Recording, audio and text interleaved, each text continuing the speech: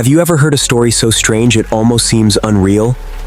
Well, this one from our village is not only strange, but absolutely true. It might sound unbelievable, but I assure you it's real. Let's start with an old custom from our village. I first heard about it on a rainy night when I was a child. My grandpa was sitting by the fire, telling me a story from his youth. It was the winter of 1960, Grandpa began. The widow Jang passed away.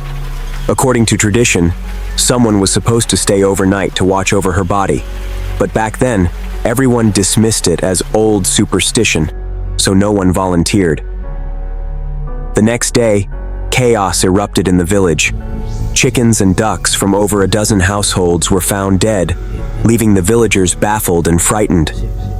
Later, strange sightings and unexplained cries added to the growing panic. That evening, someone saw Widow Zhang's shadow lingering at the edge of the village. Even stranger cries were heard coming from her house, but when people went inside, there was nothing there. This went on for 7 days. Finally, the villagers invited a Taoist priest from the neighboring village. The priest said the deceased's resentment was too strong and someone needed to accompany her on her final journey. He specifically emphasized that the watcher had to be young, as the vitality of youth could suppress the spirit's resentment and bring her peace. From that point on, a rule was established in our village. Whenever someone passed away, a young person would be chosen by lot to keep vigil. It seemed like a simple custom, but it was rooted in the wisdom of our ancestors. There was even a case where an outsider tried to bend the rules. A married daughter returned for her father's funeral and insisted an elderly relative keep vigil instead of a young person. That night, the old man was so frightened he suffered a stroke. "This isn't superstition," Grandpa often said. "Keeping vigil is about respect for the deceased and protection for the living. When young people do it, they protect not only themselves, but the peace of the whole village." Just recently, someone in the village passed away. I overheard the villagers whispering, "Looks like someone's going to have to keep vigil again." The talk was about old Zhao. He had gone into the mountains to gather bamboo shoots, slipped, and fallen off a cliff. According to the old rule, the village youths would draw lots to decide who would keep vigil, since everyone feared being haunted by the dead. In the village committee hall, the atmosphere was heavy. I noticed Xiao Li sitting in a corner, pale-faced. He'd been acting strange lately, as if he had something to hide. "Next," the village chief called out. Trembling, Xiao Li stepped forward and reached into the bamboo tube. When he pulled out the stick with the red mark, his legs nearly gave way. "It's Xiao Li," the chief said with a knowing look. "Then tonight, it's up to you." I noticed the elders exchanging glances. This wasn't just coincidence. It was clearly arranged beforehand. I figured some of the other youths didn't want to go and had set him up. As night fell, Xiao Li entered old Zhao's mourning hall alone. Under the flickering candlelight, the coffin looked especially eerie. Xiao Li laid out a mat in the corner, planning to sleep through the night and get it over with. Around midnight, a chilling voice echoed in the room. "Xiao Li!" "Who's there?" Xiao Li stammered, looking around in terror. "Do you remember what happened that night? The incident on the mountain?" Xiao Li began to shake. "No way, you're dead." The voice continued. "I may be dead, but I saw everything. When you pushed me off the cliff, you weren't the least bit scared." Suddenly, old Zhao sat up in the coffin. Xiao Li was paralyzed with fear. In the dark room, Zhao's eyes glowed green, and a cold smirk spread across his face. Xiao Li couldn't take it anymore. I'm sorry. It was me. I killed you. That day on the mountain, you caught me planting poppies. You said you'd report me. I panicked and pushed you." Just then, the lights came on. The village chief and several villagers emerged from the shadows. It turned out the ghost was actually Ethan, the villager known for his uncanny ability to mimic voices. "We suspected you all along," the chief said, "but we had no proof. Tonight, This old vigil tradition helped a guilty man confess. Xiao Li collapsed to the ground as the police, who had been listening outside, came in to arrest him.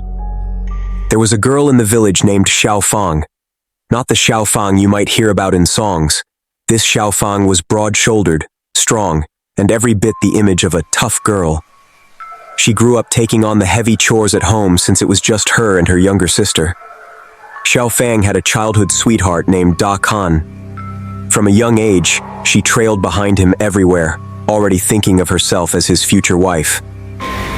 When Da Kan went to the city for college, Xiao Fang not only cared for both their families, but also used the dowry her parents prepared for her to fund his studies. But life had other plans. In the city, Da Kan fell for a delicate, refined city girl. Their feelings for each other grew in secret. Xiao Fang knew nothing and continued to wait for him for 4 years. It wasn't until Da Kan visited the girl's family, and they didn't oppose the relationship, that he decided to return home and break off his engagement with Xiao Fang. When Da Kan proposed ending the engagement, Xiao Fang caused an uproar. Even Da Kan's parents disapproved, urging him to give up on the city girl, saying she was too delicate and would be a burden to care for. But Da Kan had made up his mind. That's when Da Kan remembered a lakeside spot he used to visit with Xiao Fang as a child. The lake was rumored to be cursed. Villagers avoided drinking its water. According to legend, if someone spent the night there and let the campfire go out, they would die without a trace, their body never to be found. Da Kan came up with a devious plan. He invited Xiao Fang to camp by the lake, saying he wanted to talk things over. Xiao Fang was overjoyed, thinking he had finally remembered their childhood bond. As night fell, they set up a tent by the lake and lit a campfire. Pretending to gather more firewood, Da Kan secretly slipped sleeping pills into Xiao Fang's water bottle. After drinking it, Xiao Fang soon felt drowsy. Just as she was about to lose consciousness, she felt a sudden heat on her neck. It was the jade pendant her grandmother had placed on her before passing away. The pendant was glowing faintly green. The warmth woke Xiao Fang, and she forced her eyes open to see Da Kan moving to extinguish the campfire. The moonlight shimmered on the lake, casting an eerie glow. Just as Da Kan was about to put out the fire, the lake water began to boil violently. From its depths emerged countless pale, bony hands, their translucent skin stretched tight over skeletal fingers. These were the restless spirits of those who had perished here, their hollow eyes and silent screams reflecting their eternal torment. The jade pendant on Xiao Fang's neck shone brightly, creating a protective barrier around her. But Da Kan, with malice in his heart, was grabbed by the hands. He struggled desperately, but the more he fought, the deeper he sank. In his final moments, he saw a familiar face appear in the lake. It was Xiao Fang's grandmother, the last shaman of the village. What goes around comes around. Her grandmother's voice echoed across the lake. You betrayed my granddaughter's love. Now you will remain at the bottom of this lake, never to be reborn. Da Kan let out a blood-curdling scream as he was dragged into the water. The next morning, the villagers found only one of his shoes by the lakeside. Years later, Xiao Fang married an honest man from a neighboring village and lived a simple, happy life.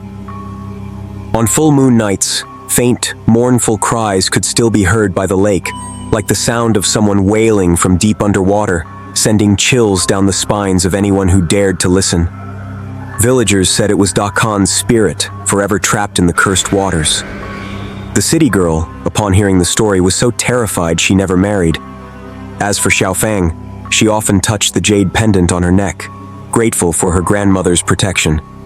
She would tell the younger generation, "Those who betray others will never escape their fate. This lake is the ultimate witness.